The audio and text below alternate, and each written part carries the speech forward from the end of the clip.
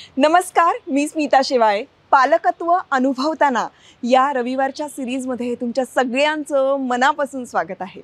मागच्या एपिसोडमध्ये मी तुम्हाला सांगितलं होतं की आपली पालकत्वाची सुरुवात ही बाळ जेव्हा पोटात असतं तेव्हापासूनच आईवडिलांची सुरू झालेली असते. पण आजच्या या एपिसोडमध्ये मुलांची मानसिक आणि शारीरिक वाढ होण्यासाठी काय केलं पाहिजे, त्यांचा आहार कसा असला पाहिजे किंवा मग आपण या बाबतीत कसे सतर्क असायला हवं या संदर्भातली सगळी माहिती आपल्याला मिळणार आहे.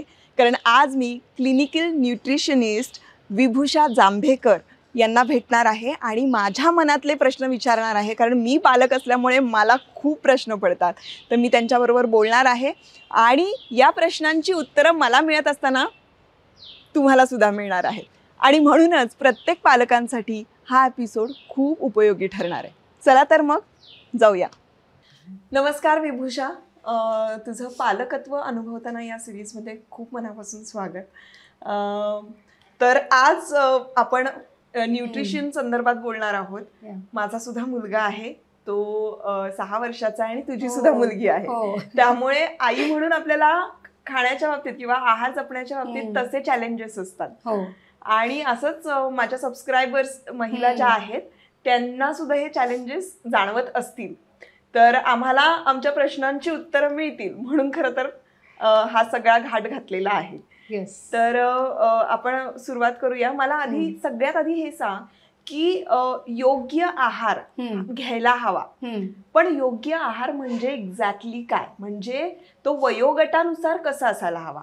कारण आपण जे खातो तेच आपण आपल्या मुलांना द्यायचं की मुलांसाठी एक स्पेसिफिक आपण विचार करायला हवा, असं काय सांगशील तू? Okay, so first of all Smita, मला तुला भेटून खूप छान वाटलं आणि it is a pleasure to be a part of your show यूट्यूबवरच्या. सो खरंच मस्त वाटतं एकदम. ओके, सो तुझ्या प्रश्नाचं उत्तर द्यायचं झालं तर सगळ्यात आधी मी तुला असं सांगेन की न्यूट्रिशन कन्सल्टन्सी किंवा न्यूट्रिशन थेरपी मी गेले 10 वर्ष प्रॅक्टिस करते. पण तू म्हणालेस तसं माझी मुलगी आत्ता 4 वर्षाची आहे. सो 4 वर्षापूर्वी मला असं वाटलं की मी ते सगळं रिलर्न करते.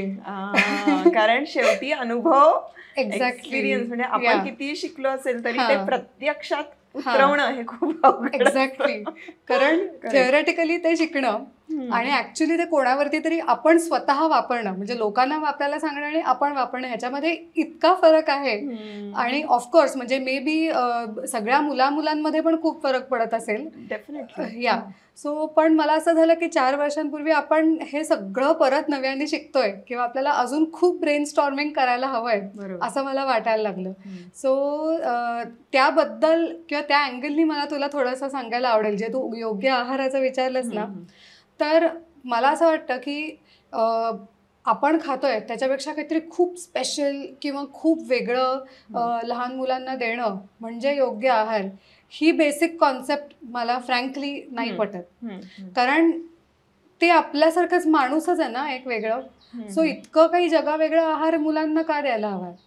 पण आपलं एज, आपण ज्या वातावरणामध्ये राहतो किंवा आपली जी काही लाईफस्टाईल आहे आणि मुलांचं वय, त्यांचं आजूबाजूचं वातावरण, सो ह्याचा नक्की विचार करायला हवाय की म्हणजे त्यांना काय सूट होईल किंवा त्यांच्या वयाच्या ह्याच्याप्रमाणे त्यांच्या गरजा कशा आहेत, त्या दृष्टीने आपल्याला फक्त विचार करायला हवा. किंवा मुलांना आपण जे अन्न देतोय तर त्याचं टेक्स्चर किंवा ते आपण किती क्वांटिटीमध्ये आपण मुलांना देतो. किंवा आता कसं होतं की मुलं जन्माला येतात तेव्हा जवळपास पुढचं किमान एक 8 ते 9 महिने तरी मुलांचं फक्त ब्रेस्ट फीडिंग असतं लहान मुलांचं. आणि मग हळूहळू करत आपण वेगळे वेगळे अन्नपदार्थ मुलांना इंट्रोड्यूस करतो. बरोबर.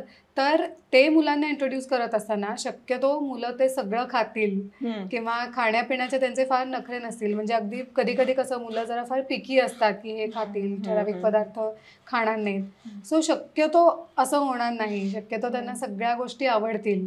आणि ऑफकोर्स पहिले एक साधारण 6 वर्षांपर्यंत त्यांचे जे वाढीचे टप्पे आहेत तर त्या टप्प्यांप्रमाणे त्या वेळेला बरोबर ते न्यूट्रिएंट त्यांना मिळतंय की नाही, एवढी जरी आपण काळजी घेऊ शकलो तरी everything is taken care of. अगदी बरोबर. पण म्हणजे सामान्य ज्यांचा फार अभ्यास झालेला नाहीये पण असं वाटतं कारण ह्यांचा आहार यांची वाढ ठरवत असतं. हो. आणि प्रत्येक जण खूप ॲम्बिशियस आहे आजकाल. हो.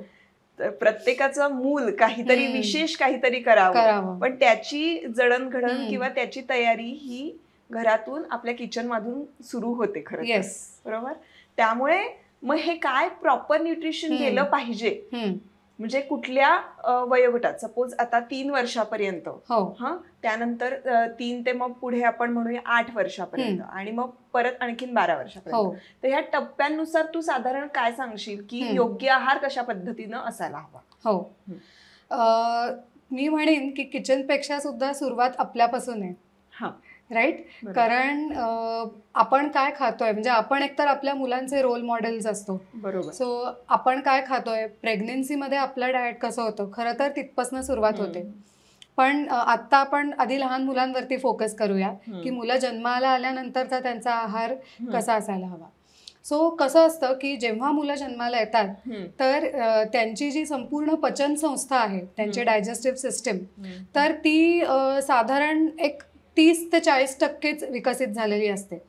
आणि जन्मानंतर पुढच्या 1 वर्षांमध्ये त्याची संपूर्ण मॅच्युरिटी होते डायजेस्टिव्ह सिस्टीमची. म्हणजे पोटामध्ये जे काही वेगळे वेगळे डायजेस्टिव्ह ज्युसेस सिक्रीट होतात किंवा जे काही आपण अन्न खातो, म्हणजे प्रोटीन्स, कार्बोहायड्रेट्स, फॅट्स, त्याच्या पचनासाठी लागणारी जी एन्झाईम्स असतात ती एन्झाईम्स हळूहळू तयार व्हायला लागतात.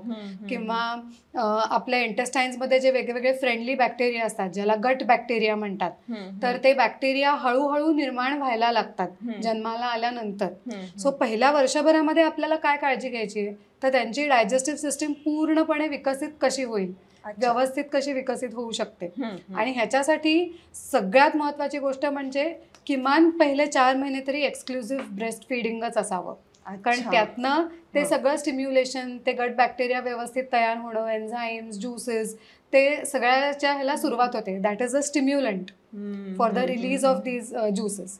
सो किमान पहिले 4 महिने शक्य असेल तेव्हा अर्थातच एक्सक्लुझिव्ह ब्रेस्ट फीडिंग असावं. नंतर 4 महिन्याच्या पुढे साधारण मुलं 8 महिन्याची होईपर्यंत हळूहळू करत एक एक करत वेगळे वेगळे पदार्थ आपण त्यांना इंट्रोड्यूस करू शकतो. जसं आपल्याकडे युजली डाळीचं पाणी किंवा भाताची पेज इंट्रोड्यूस करतात, तर त्याच्याबरोबर मग आपण जरा नाचणीची पेज मुलांना देऊ शकतो. आपण नाचणीचं आंबील ताकातलं जसं करतो तशी पेज देता येऊ शकते, किंवा दुधामधल्या खिरीचा बेस असलेली तशी पेज देता येऊ शकते. अगदी छान मॅश केलेलं मिक्सरमधून काढलेलं केळं मुलांना आपण देऊ शकतो. तर ते साधारण एक 6 महिन्यापर्यंत एक एक एक एक करत हळूहळू जशी मुलं हे ऍक्सेप्ट करतील तसे हे पदार्थ देऊ शकतो. पण म्हणजे त्यावेळेला आपण अगदी एक पदार्थ आणि त्याच वेळ असं न करता वेगवेगळं दिलं पाहिजे. करेक्ट ना? सपोज मी नाचणी सत्व आता देते, तर ते रोज नाचणी सत्वापेक्षा मग कधीतरी भाताची पेज, कधीतरी मग आणखीन ते आंबील म्हणाली तसं, असं ते बदलत राहिलं पाहिजे, तर त्यांच्या टेस्ट डेव्हलप होते. एक्झॅक्टली. कारण जितक्या वेगळ्या वेगळ्या चवींची त्यांची ओळख होईल तर तितके त्यांचे सगळे ज्युसेस सिक्रेट व्हायला लागतील. म्हणजे आयुर्वेदामध्ये जशी षड्रस ही संकल्पना आहे की आपलं संपूर्ण जेवण असतं त्याच्यामध्ये सगळ्या 6 चवी असायला पाहिजे. म्हणजे तिखट, गोड, आंबट, खारट, कडू, तुरट. सो मुलांना आपल्याला हळूहळू काय करायचंय की ह्या सगळ्या चवी इंट्रोड्यूस करायच्या. अर्थातच तिखट चव सगळ्यात शेवटी इंट्रोड्यूस होणार आहे त्यांना, पण ह्या सगळ्या चवी हे नॅचरल पदार्थ जर दिले तर त्यातनं आपोआप मिळतात. म्हणून मग नाचणीचं कधीतरी आंबील, कधीतरी खीर, किंवा आता डाळीच्या पाण्याबरोबर कधीतरी एखादी भाजी त्याच्यामध्ये थोडीशी घालू शकतो, आणि मग त्याचं पाणी म्हणजे लाल भोपळा, दुधी भोपळा अशा द्यायचे, किंवा शेवगा असं देऊ शकतो. आणि साधारण 8 महिन्याच्या पुढे आपलं जे काही संपूर्ण जेवणाचं ताट आहे तर त्यातल्या प्रत्येक पदार्थाची चव मुलांनी बघितलेली असली पाहिजे. दिस डझंट मीन की मुलाला आपण पोळी भाजी द्यायची आहे किंवा आमटी भात द्यायचा, पण आपण जेवायला बसतो तेव्हा आता साधारण त्या वेळेमध्ये कसं की मुलं उठून व्यवस्थित बसू शकतात. म्हणजे आपण टेकून वगैरे बसवलं त्यांच्या हाय चेअरमध्ये, किंवा अगदी मांडी घालून जरी बसलो तरी आपल्या मांडीवर पण मुलांना आपण घेऊ शकतो. सो बेसिकली जेवणाच्या ताटातली जस्ट एक चाटवणं इतकं सिम्पल. सो बेसिकली इंट्रोडक्शन या सगळ्या चवींची आपल्याला मुलांना द्यायला पाहिजे. तर त्यांनी ते सगळं आतली सिस्टीम रेडी होते. पचवण्यासाठी, पुढे मुलं जाऊन जे काय खाणार आहेत त्या दृष्टीने. सो बरोबर. साधारण 1 वर्षभरापर्यंत ह्या सगळ्या हळूहळू चवी मुलांना कळल्या की मग त्यांच्या मनात पण क्युरिओसिटी असते ना, की हे काय आहे, मला हे बरोबर. खाऊन बघायचंय, ते खाऊन बरोबर, बघायचंय. बरोबर. म्हणजे मग इथेच पिकी इटर्स होण्याची हे बऱ्यापैकी रिस्क कमी होते. कमी होते. हे बरोबर. साधारण 1 वर्षभरापर्यंत. हा. मग हळूहळू दात यायला लागले, थोडंसं मुलं अगदी एक असं गरगरीत असं हे असतं ना, म्हणजे खिचडीच्या त्या टेक्स्चरचं आहे ते मुलं खाऊ शकले. की मग मूग डाळीची खिचडी, मग फक्त मूग डाळ न देता वेगळ्या वेगळ्या प्रकारच्या डाळी, एखाद्या वेळेस मूग डाळ, एखाद्या वेळेस तूर डाळ, किंवा उडीद डाळ तूर डाळ कॉम्बिनेशन, मसूर डाळ, अशा वेगळ्या वेगळ्या डाळींचं कॉम्बिनेशन, मग त्याच्यामध्ये एक भाजी असं, किंवा मग असं एक जसे आपण थिक सूप्स करतो तर तशा वेगळ्या वेगळ्या भाज्यांचं कॉम्बिनेशन असलेलं थिक सूप हे एक मील असू शकतं. किंवा तसंच वेगळी वेगळी मॅश केलेली, ओबडधोबड मॅश केलेली फळं, ती शिजवून द्यायची गरज नसते. ऍपल थोडंसं ओबडधोबड मॅश केलं तर तसं ऍपल पण आपण देऊ शकतो. तर अशा वेगळ्या वेगळ्या प्रकारे वेगळे वेगळे मील्स बेसिकली आपल्याला मुलांना देता येऊ शकतात. 1 वर्षाच्या नंतर, की थोडेसे दात आलेले असतात, थोडंसं चावून पण ते खाऊ शकतात. कारण इथे काय फूड कॉम्बिनेशन करतोय ह्याच्याबरोबर त्याचं टेक्स्चर पण महत्वाचं असतं. बरोबर. म्हणजे सगळंच मिक्सरमधनं काढलेलं दिलंय, सगळं अगदी स्मूथ पेस्ट दिली असं नकोय. त्यांना ते पण कळायला हवं की आपल्याला आता हे चावायचं आहे, कारण ती इथून पुढे ती प्रोसेस त्यांची डेव्हलप व्हायला हवी. कारण आपलं डायजेशन आपण जे चावतो त्या लाळेतून जे एक्झॅक्टली जो तिथपासून सुरू होतं ना. बरोबर. सो तसं ते व्हायला हवं असं मला वाटतं. सो साधारण 1-1.5 वर्षापर्यंत मग असं हळूहळू करत आपण थोडंसं ट्रान्झिशन त्यांच्या डाएटमध्ये करू शकतो. बरोबर.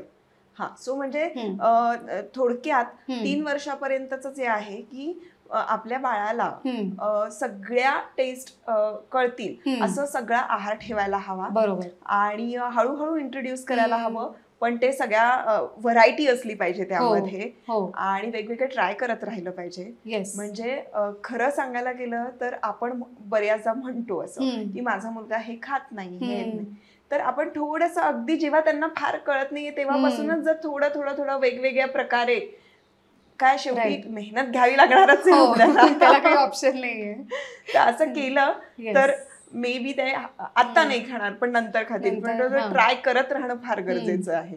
अगदीच. मग आता 3 वर्षानंतर काय तू आहाराबद्दल वेगळं सांगशील, की काय प्रकारचं मेन न्यूट्रिशन आपण दिलं पाहिजे, की हे द्यायलाच हवं रोज, असं वाला काही आहे का? हो, नक्कीच.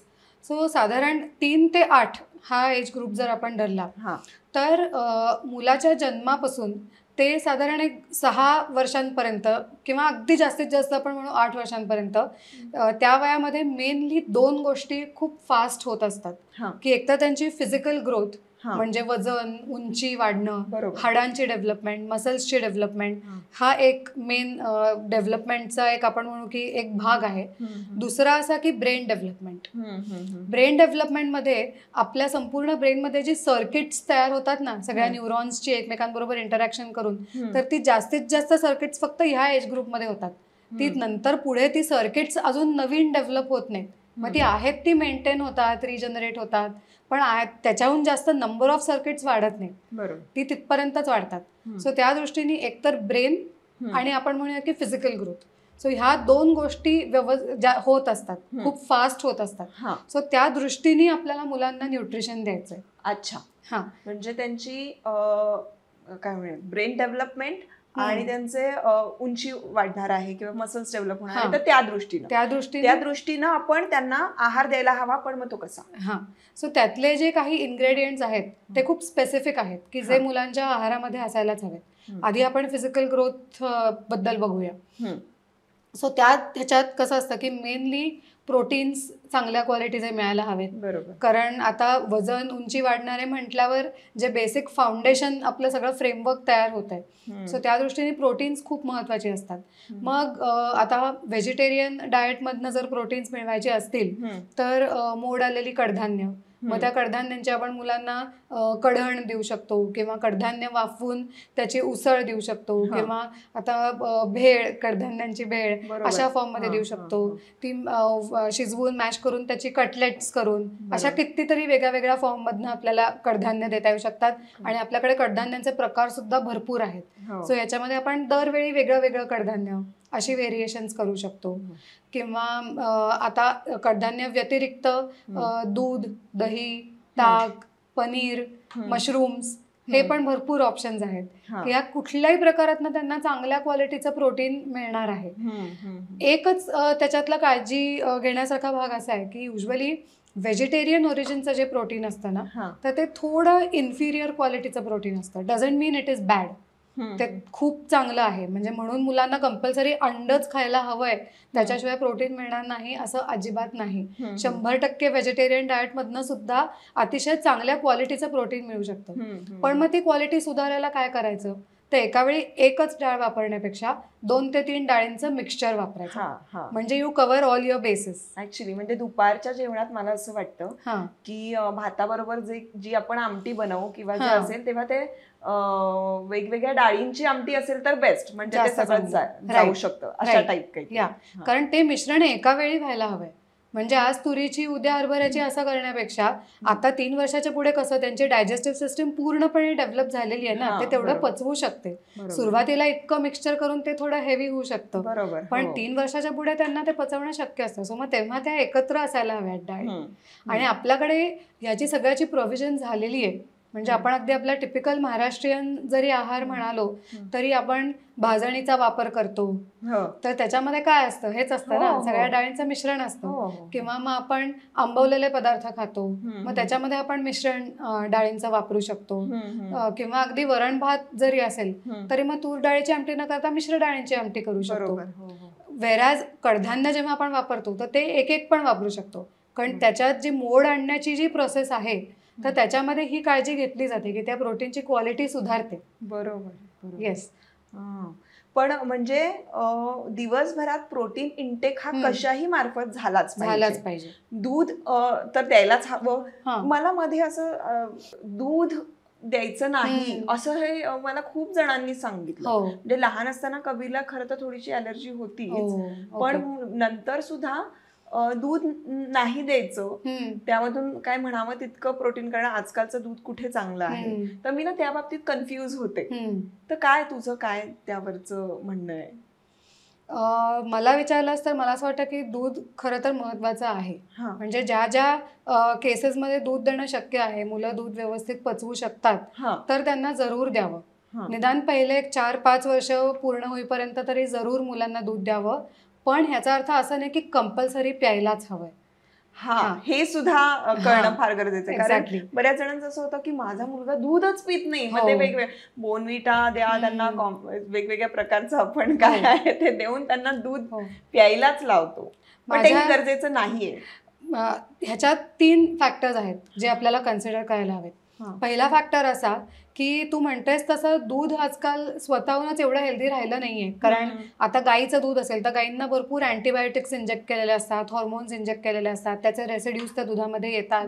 सो जेव्हा केव्हा शक्य असेल तर तेव्हा जर देशी गीर गाईचं दूध मिळालं की ज्याच्यामध्ये ह्या सगळ्या गोष्टी बऱ्यापैकी कमी असतात तर ते देणं जास्त चांगलं. म्हणजे the healthiest form of milk is ज्याचं ओरिजिन देशी गीर गाईपासून झालेलं आहे. म्हणजे ज्याला A2 मिल्क आजकाल म्हणतात, हे सगळ्यांना माहिती आहे. तर एकतर दूध द्यायचं असेल तर शक्यतो ते द्यावं. म्हशीचं दूध देण्यापेक्षा सुद्धा देशी गीर गाईचं दूध द्यावं.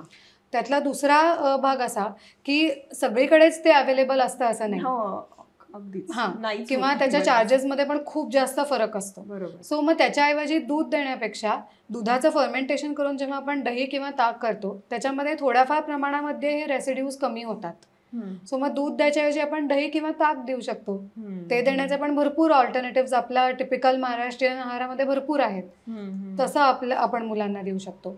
किंवा काही मुलं अशी असतात की ज्यांना दूध पचतच नाही, म्हणजे दुधामधली जी लॅक्टोज शुगर असते ते काही मुलं पचवू शकत नाही, त्याला लॅक्टोज इंटॉलरन्स म्हणतात. तर तसं जर असेल मग त्याच्याऐवजी आपण आजकाल आमंड मिल्क मिळतं, नारळाचं दूध मिळतं, ते हवं असेल तर ते देऊ शकतो. सो ह्या वेगळ्या वेगळ्या पद्धतीने आपण देऊ शकतो. आणि लॅक्टोज इंटॉलरंट मुलांना सुद्धा दही किंवा ताक बऱ्याच वेळेला पचतं. बरं. म्हणजे दूध कंपल्सरी सपोज नाहीच दिलं आपण, किंवा काही मुलं पित नसतील तरी इट्स ओके, त्याला शेवटी आपला उद्देश काय आहे की प्रोटीन, कॅल्शियम मिळायला हवं. पण मग त्याला काय हे आहे ऑप्शन?